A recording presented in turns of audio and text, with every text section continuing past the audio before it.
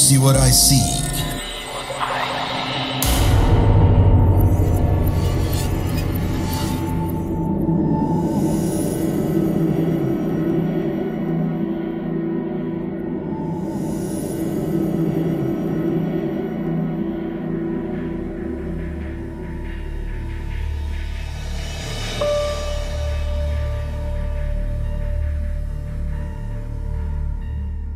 Sewaktu SMA, itu sekitar tahun 2000-an awal, aku diterima di program pertukaran pelajar yang akan berangkat ke Jepang. Seneng banget deh, walaupun ya cuma 1 tahun ada di sana. Tapi lumayan lah, bisa makin memperlancar bahasa Jepangku. Di awal bulan Januari itu, aku berangkat ke Jepang. Kotanya gak perlu aku sebutin ya. Dan nama sekolahnya juga gak akan aku sebutin. Jadi ya singkat cerita, di hari itu aku mulai masuk sekolah. Pakai seragam baru yang model kayak sailor gitu, ya kalian tahu sendiri kan. Dan aku surprise juga sih dengan bangunan sekolah di sana. Karena bangunan sekolah di sana itu persis banget dengan yang digambarkan di komik. Persis banget.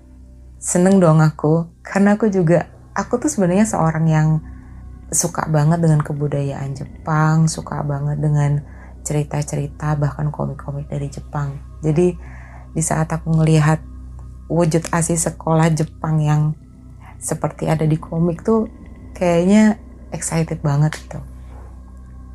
Aku masuk di salah satu kelas yang ada di sana. Ya, murid-muridnya sih buat aku ya lumayan ramah. Aku duduk di bangku paling belakang saat itu. Karena memang bangku kosong cuma tinggal 1 aja di situ kan. Oke lah.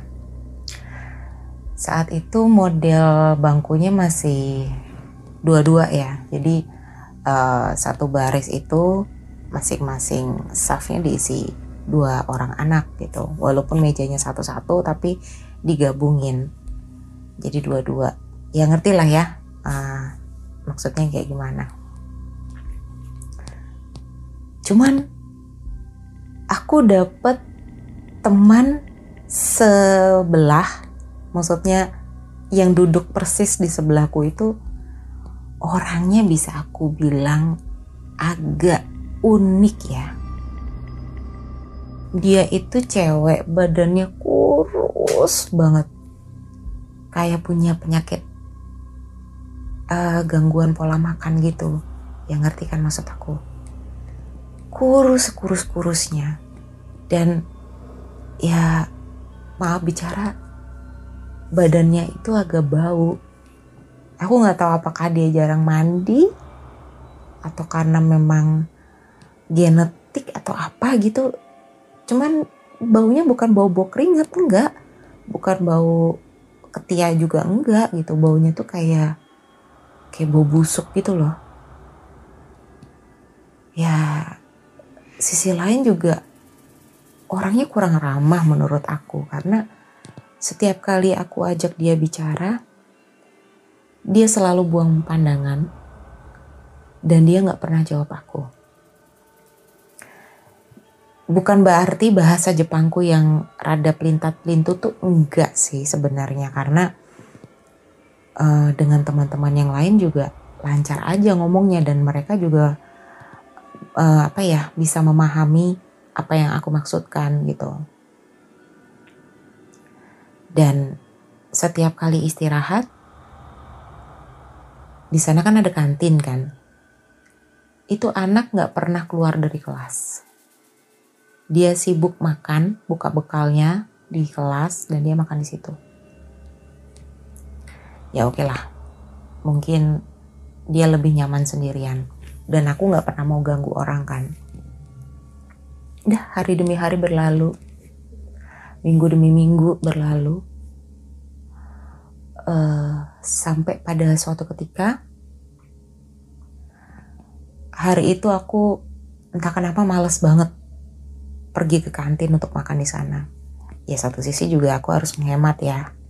Karena kan makanan di sana tuh buat aku sih lumayan mahal ya.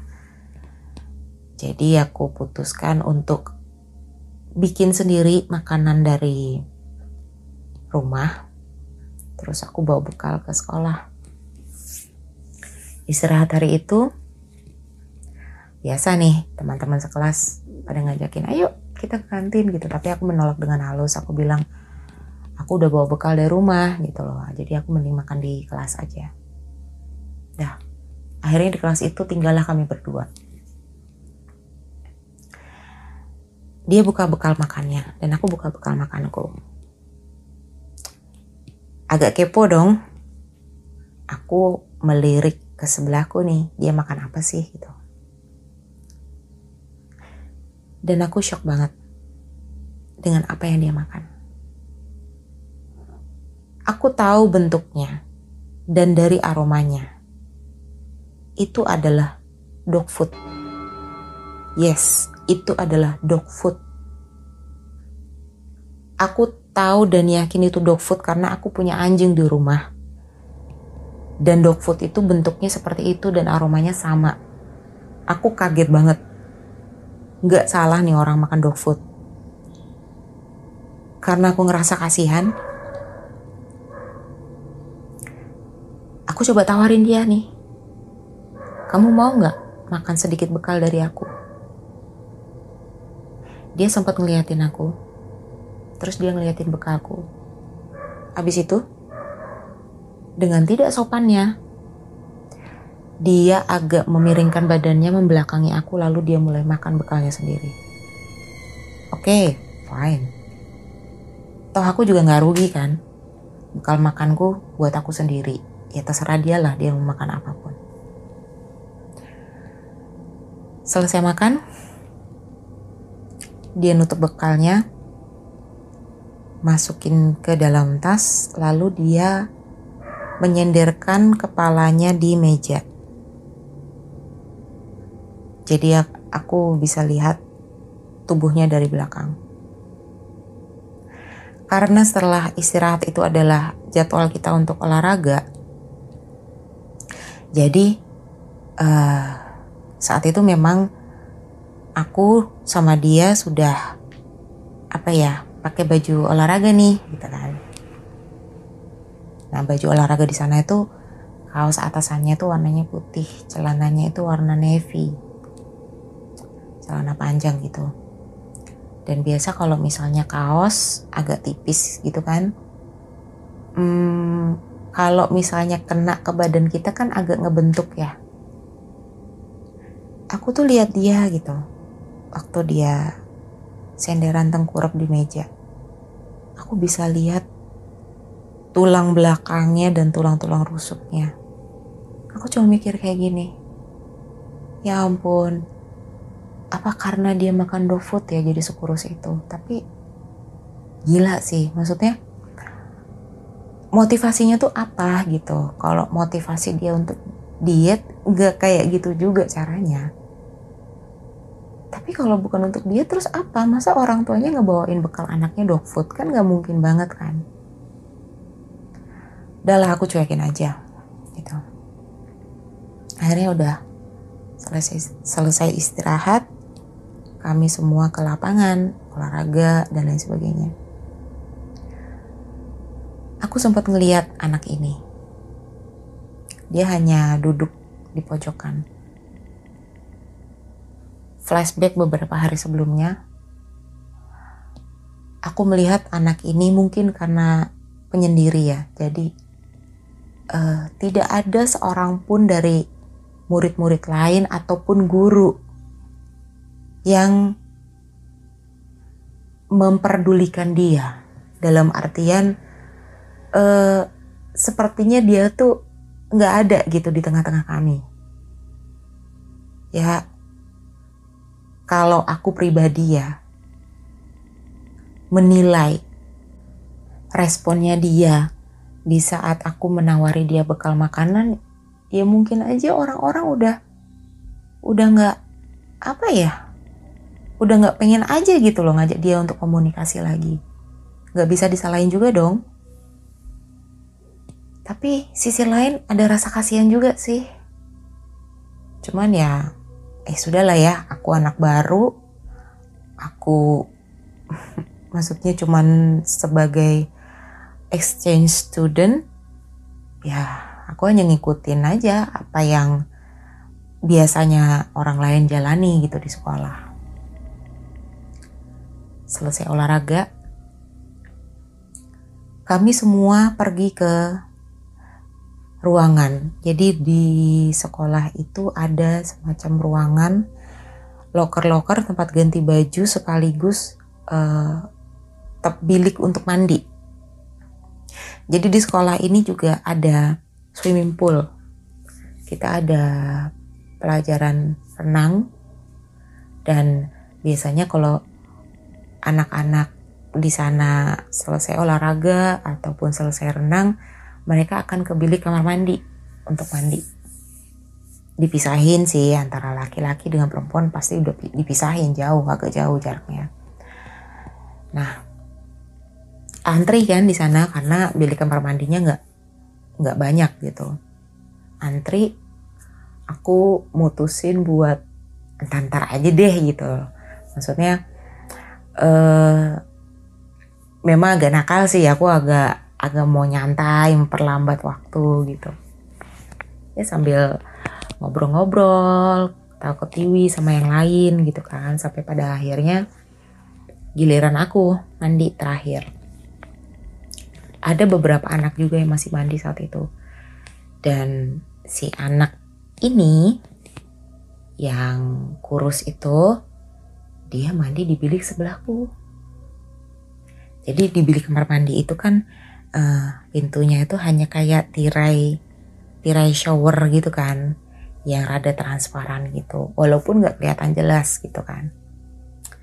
Tapi ya karena perempuan semua ya udahlah, sama aja kan. Aku mandi, dia mandi. Sampai pada satu waktu aku ngerasa kok hening banget ya. Kayaknya tuh cuma aku doang gitu yang mandi di situ. Udah selesai mandi, aku cepet-cepet kan, keringin badan, pakai baju, terus aku keluar. Bener dong, aku ditinggal teman-temanku. Gila, paniknya setengah mati. Cuman di sebelahku, di bilik sebelahku ini, tempat si anak kurus ini, itu tirainya masih tertutup.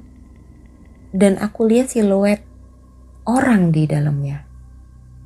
Tapi showernya gak nyala. Aku bingung saat itu. Mau aku sapa, tapi percuma juga, dia gak pernah jawab. Mau aku buka tirainya, tahu-tahu dia lagi gak pakai pakaian kan, gak enak juga kan. Aduh, gimana ya. Akhirnya aku putusin buat ngintip. Ini gak perlu dicontoh ya, dan jangan dicontoh ya. Aku ngintip. Jadi aku buka tirainya sedikit. Pertama yang aku lihat adalah rambut. Oh, berarti dia posisinya membelakangi aku. Aman dong kalau aku buka lebih lebar lagi gitu. Aku buka lebih lebar lagi, aku intip. Dan aku shock banget. Itu anak kan rambutnya kan sebatas pundak ke bawah dikit kan, jadi gak terlalu panjang. Dan aku lihat punggungnya. Kalian mau tahu kenapa aku melihat tulang-tulang menonjol dari balik kaosnya? Itu karena punggungnya itu bolong. Punggungnya bolong. Aku bisa lihat tulang punggungnya dan tulang rusuknya. Aku shock banget. Terus aku sempat kaget kan, aku begitu. Dan perempuan itu tuh agak noleh sedikit ke arahku. Aku langsung kaget, aku lari, ketakutan.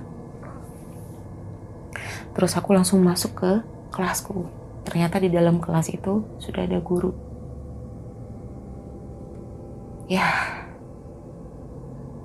satu sisi aku malu karena aku masuk kelas terlambat, sisi lain aku masuk kelas dengan kondisi yang seperti itu.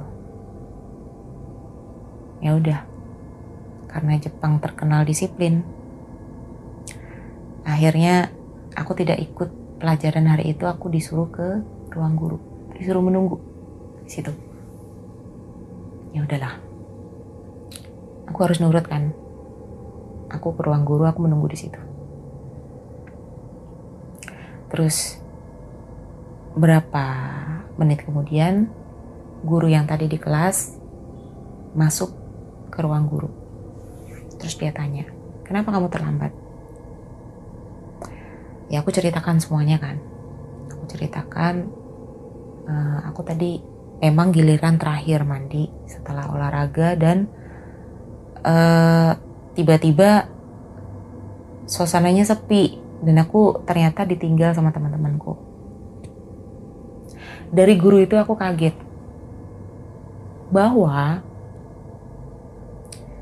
dari semenjak kelas itu dimulai, aku tuh sudah terlambat kurang lebih 20-25 menit. Padahal sebenarnya waktu untuk siswa berganti pakaian dan mandi, itu waktunya tuh cukup lama. Dan itu cukup banget untuk semua anak di kelas itu mandi dan berganti pakaian, lalu siap-siap ke pelajaran berikutnya. Aku cuma bengong, Gak mungkin aku tuh terlambat gitu loh. Karena aku tuh mandi tuh juga udah cepet, mungkin cuma 5 menit doang, karena kan maksud aku gak yang harus keramas, sikat gigi atau apa, kan cuma cuci muka, sabunan badan, udah gitu loh, selesai. Tapi dalam kenyataannya seperti itu, dan saat aku lihat aja memang bener, aku terlambat seperti yang guru tadi katakan. Akhirnya aku dikasih hukuman, ya hukuman ringan lah, tapi karena aku masih terganggu ya dengan apa yang aku lihat. Singkatnya, aku coba tanya ke guru itu. Aku ceritakan semuanya. Kalau teman yang duduk persis di sebelahku itu, kenapa dia tidak dipedulikan, kenapa dia begini dan kenapa dia begitu. Sampai pada akhirnya aku melihat dia dengan kondisi yang buat aku tuh sangat mengerikan. Tapi ternyata kejutannya gak cuma di situ aja. Dari guru itu, aku baru tahu kalau ternyata gak ada siapa-siapa selama ini yang duduk di sebelahku. Jadi murid itu tuh gak ada. Murid itu nggak pernah ada. Gila, aku sampai gagap loh mau ngomong kayak gini. Yang namanya murid dengan nama X yang makan bekal dog food dan yang badannya kurus kering, di tahun itu tuh nggak ada. Tapi sewaktu guru yang menjelaskan itu dulu bersekolah di sekolah ini, pernah ada siswa yang seperti itu. Dan dia memang selalu dibully di sekolah itu. Selain itu, dia punya ibu yang suka mabuk-mabukan dan agak gila. Selalu siksa anaknya dan dengan tega kasih anaknya makanan anjing. Wah, speechless, gak ngerti lagi deh. Tapi ya, mau gimana lagi? Aku harus melalui 1 tahun ada di sekolah itu, di kelas itu, dengan pura-pura tidak melihat dan tidak pernah mempedulikan perempuan itu. Hai, namaku Rahel dari channel Terbangun Tengah Malam. Cerita yang barusan kalian dengar itu sebenarnya bukan ceritaku ya, tapi cerita dari salah satu temanku yang pernah sekolah di Jepang. Janjinya 1 tahun, tapi pada akhirnya dia betah tinggal di sana. Dan sampai sekarang masih tinggal di sana, punya keluarga, punya anak, dan hidup bahagia di Jepang. Soal perempuan misterius yang ada di kelas itu, kelanjutannya ya cuma sebatas itu aja sih. Jadi sosoknya memang masih ada di kelas itu, masih duduk, masih melakukan kegiatan yang sama setiap harinya. Dan kalau misalnya temanku ini dia bawa bekal dari rumah dan makan di kelas, tetap dia melihat perempuan kurus tadi masih makan dog food seperti yang pertama kali dia lihat. Oke, segitu dulu ya cerita dari aku. Semoga ini bisa menghibur kalian.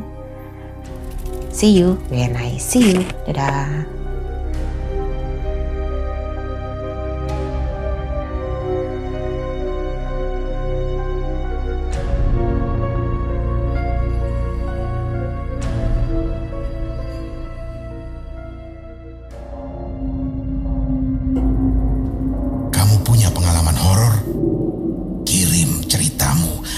Podcast.ceritahoror@gmail.com